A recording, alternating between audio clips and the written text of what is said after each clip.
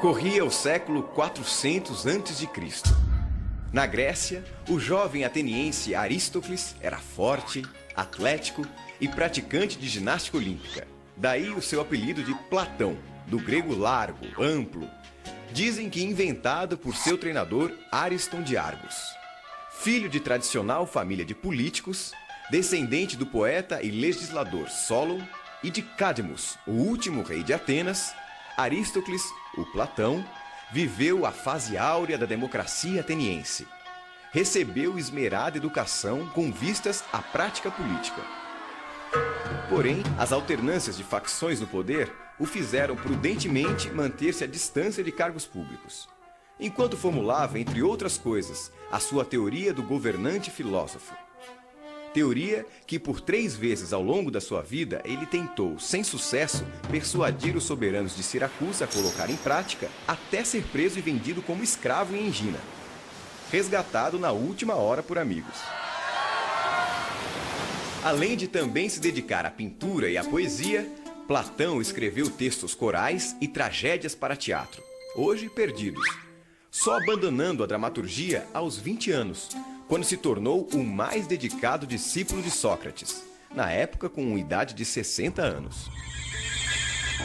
2 décadas mais tarde, Platão fundou a sua própria academia, nos arredores de Atenas, inspirada nas chamadas comunidades pitagóricas. Considerada por muitos a primeira universidade, a Academia de Platão ensinava filosofia e matemática, inclusive para as mulheres, um avanço para a época. E abrigou como professor durante 20 anos o filósofo Aristóteles.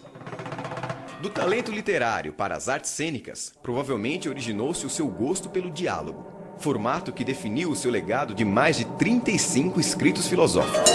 Na maioria deles, seu mestre Sócrates aparece como protagonista, debatendo diferentes temas com diferentes interlocutores, cujos nomes dão título aos diálogos. No diálogo Teeteto, por exemplo, o interlocutor de Sócrates é um jovem matemático de nome Teeteto, com quem o mestre discute a definição de ciência, a distinção entre opinião e conhecimento e o papel da percepção sensível na aquisição do saber.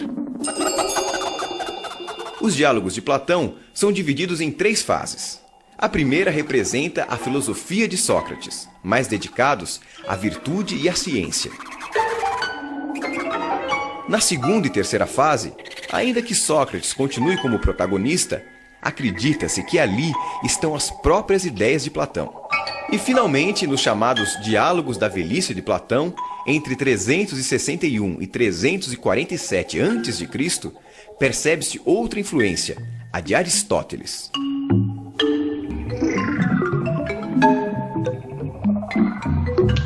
Os 2 trabalhos mais importantes de Platão são a sua teoria política e a teoria das ideias ou das formas, que ele desenvolveu em vários diálogos. Na sua teoria política, Platão concebe uma polis, uma cidade ideal, de vida fraterna e justa. Nela existem apenas 3 categorias de cidadãos. Cada um desempenha uma única tarefa, aquela para a qual é melhor dotado por natureza. A educação, em grego paideia, seria o meio de selecionar as aptidões de cada um, conforme a tendência do cidadão.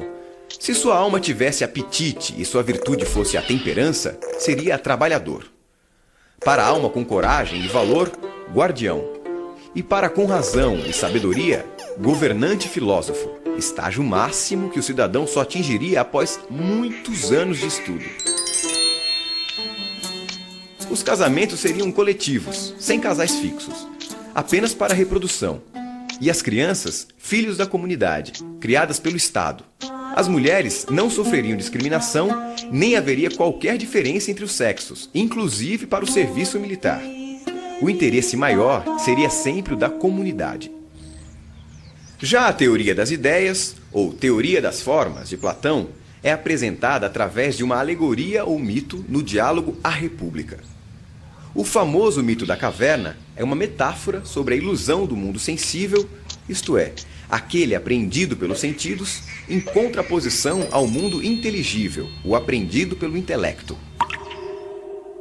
Imagina homens numa morada subterrânea, em forma de caverna. com uma entrada aberta à luz. Desde a infância, de pernas e pescoços acorrentados. Não podem mexer-se, nem ver senão o que está diante deles. A luz chega-lhes de uma fogueira acesa numa colina, por detrás deles.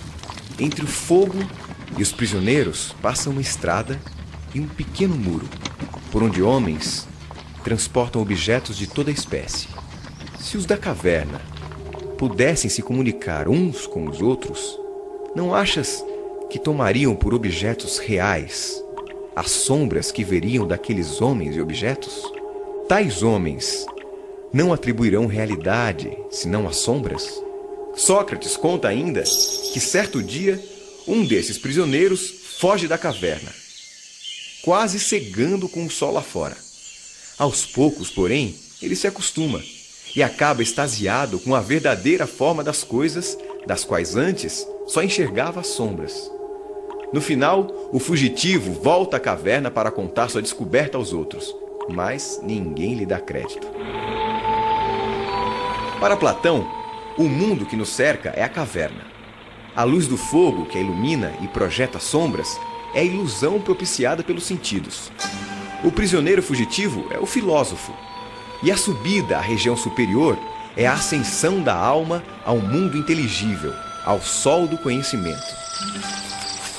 Platão acredita que tudo o que existe no mundo sensível, de pessoas a animais, de conceitos abstratos, como por exemplo o bom, o belo, a vagalumes, tudo mesmo existe antes em um mundo inteligível, ideal, onde fica a sua ideia perfeita correspondente.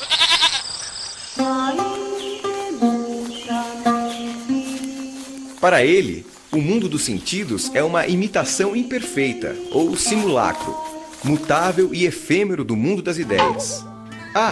O mundo das ideias.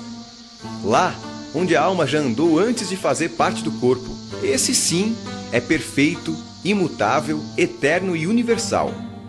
Assim, a ideia de cavalo, por exemplo, é perfeita e nunca muda. Seja um baio, um crioulo, um puro sangue, um percheron, um andaluz, um manga larga ou um pangaré.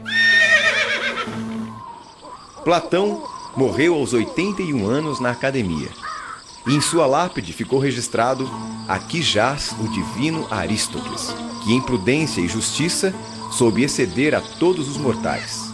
Se a sabedoria eleva alguém às alturas, este as conseguiu.